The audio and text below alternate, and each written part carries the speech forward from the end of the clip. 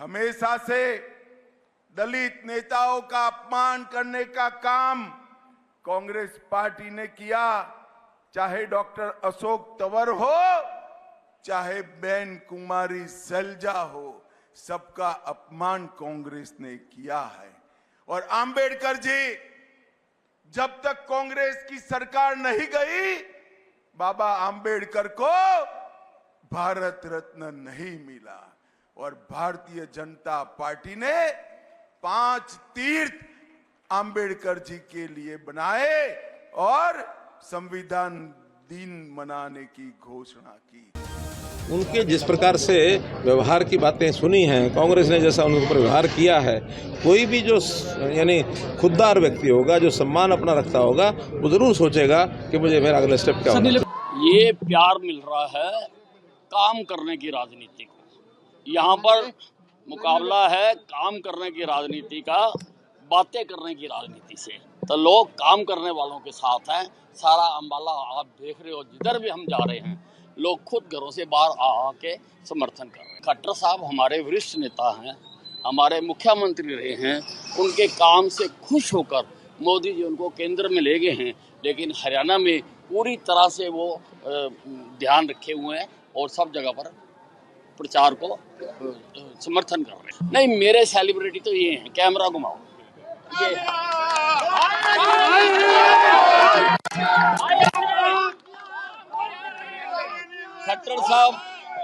खट्टर साहब अच्छे मित्र हैं, तो मित्र के नाते वो मेरे अभियान में आए और वो अपना आशीर्वचन दे के गए कार्यकर्ताओं। देखिए, जिस तरह से अपमानित किया गया सैलजा जी को, इनके एमएलए के कैंडिडेट पहले दिन से फार्म भरने से पहले गाली गलौज दे करके हमारे एससी वर्ग के लोगों को अपमानित कर रहे हैं। ये इनकी तो छोटी मानसिकता है।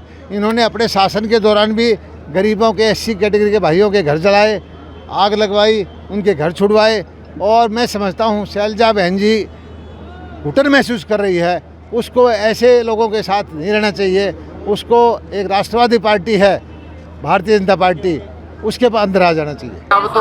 अब तो मैं समझता हूँ कि लोगों को ये समझ में आ गया, जैसे जैसे चुनाव नज़दीक आ रहा है, कांग्रेस का असली चेहरा लोगों के सामने आ रहा है। लोगों के फिर दोबारा 10 साल बाद वो फड़फड़ा रहे हैं और लोगों को कह रहे हैं कि भाई हमें वोट दोगे तो हम नौकरी देंगे। तो इसका मतलब पहले ऐसे ही पक्षपात और मेरिट के आधार पर तो नौकरी नहीं मिलती थी।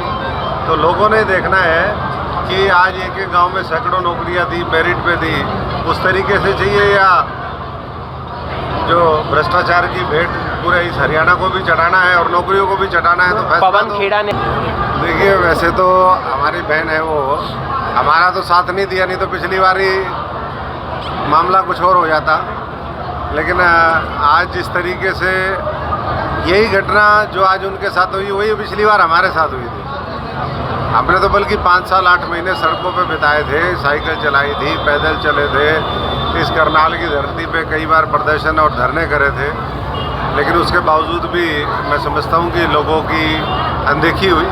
जी, मनोहर जी की जो है ऑफर स्वीकार करनी चाहिए। बिल्कुल वो पार्टी के हमारे वरिष्ठ नेता हैं।